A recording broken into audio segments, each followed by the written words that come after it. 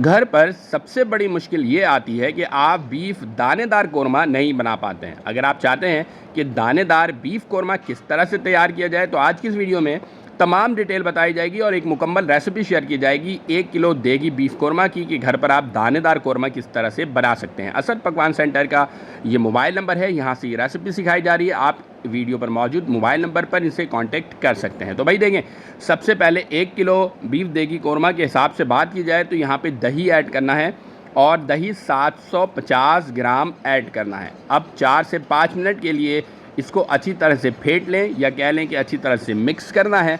और जब 4 से 5 मिनट इसको अच्छी तरह से आप मिक्स कर लें, इसके बाद इसमें तेल ऐड करना है। ठीक है, कुकिंग ऑयल यहाँ पर ऐड करना है और कुकिंग ऑयल तकरीबन 150 ml या 150 ग्राम कह लें आप ऐड करना है।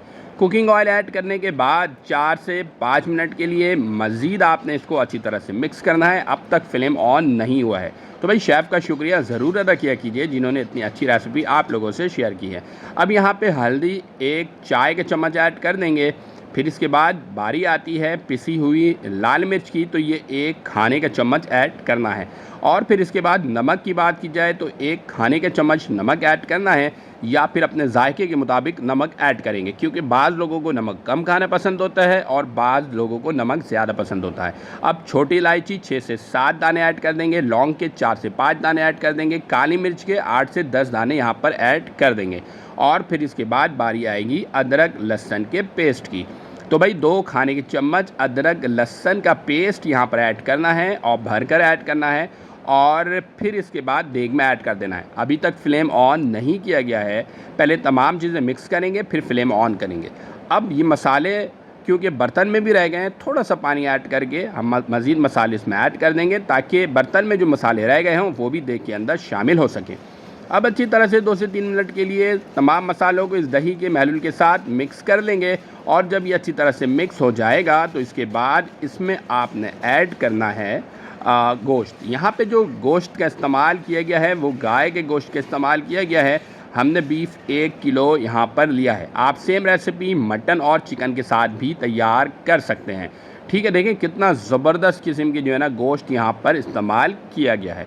अब यहाँ पर हमने फ्लेम को ऑन किया है, चूल्हा को स्टार्ट किया है और मीडियम फ्लेम के ऊपर अब आपने इसे कुक करना है। 4 से 5 मिनट के लिए आपने मिक्स करना है। और फिर यहाँ पर आपने ऐड करना है पाउडर ऐड करना है धनिया के। ठीक है, आप साबित धनिया ले लें, उसे अच्छी तरह से पीस लें और 1 खाने की चम्मच कोरिएंडर सीड्स पाउडर यहाँ पर ऐड कर देंगे। ठीक है, और फिर 2 से 3 मिनट के लिए मिक्स करेंगे और फिर इसके बाद इसे कवर करेंगे। जैसे ये बॉइलिंग टेम्परेचर पर आ जाएगा कवर करेंगे, 1 घंटे के लिए इसे कुक करेंगे मीडियम फ्लेम पर। 1 घंटे के बाद हमने इसे चेक करना है कि ये गोश्त गला है, टेंडर हुआ है या नहीं हुआ। अगर नहीं हुआ है तो मज़ीद 5-10 मिनट के लिए कुक करेंगे ताकि गोश्त हमारा मज़ीद गल सके।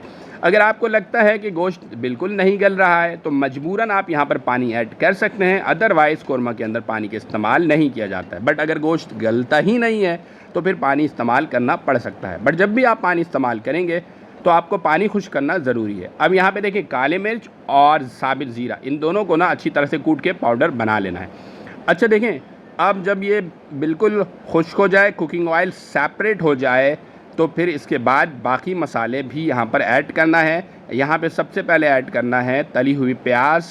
तली हुई प्याज जो है, सिंपल तरीका बता दूँ, जो प्याज आप फ्राई करेंगे तो कुकिंग ऑयल के साथ ही उसको मैश कर लीजिएगा, तो वो ज़्यादा बेहतर लगेगा। ठीक है, और चाहते हैं तो साबित जो तली हुई प्याज है वो भी इस्तेमाल कर सकते हैं। तो ये यहाँ पर जो कुकिंग ऑयल के साथ ही जो है ना तली हुई प्याज को मैश कर लिया गया था, तो इसीलिए इतना रेडिश है। अब ये यहाँ पर ऐड करने के बाद तली हुई प्याज को 4 से 5 मिनट के लिए अच्छी तरह से मिक्स करना है। 100 ग्राम यहाँ पे तली हुई प्याज यानी फ्राइड अनियन ऐड किया गया है।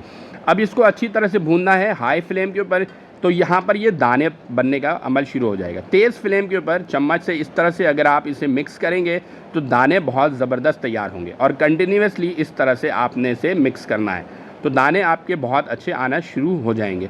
देखिए कितने ज़बरदस्त किस्म के दाने हमारे यहाँ पे बनना शुरू हो चुका है। अब यहाँ पे जो कुटा हुआ ज़ीरा और कुटी हुई काली मिर्च की जो पाउडर था वो यहाँ पर ऐड कर देना है। ये क्वार्टर टी स्पून ऐड कर दें। अब कोरमा की जान, जायफल, जवेत्री और इलायची का पाउडर ऐड कर देना है। ये तीनों क्वार्टर टी स्पून यानी चौथाई चाय का चम्मच यहाँ पर ऐड करना है। ठीक है, तो ये 3 पाउडर जो है ये कोरमा की जान है। और ये ज़रूर ऐड कीजिएगा। 2 से 4 मिनट के लिए इसको मिक्स करेंगे इस तरह से, हाई फ्लेम के ऊपर कुक करने की वजह से। और जो तली हुई प्याज ऐड किया है ना, उसकी वजह से दाने बहुत ज़बरदस्त आते हैं। तो भाई देखें, ये आपके सामने फ़ाइनल शक्ल आ चुकी है।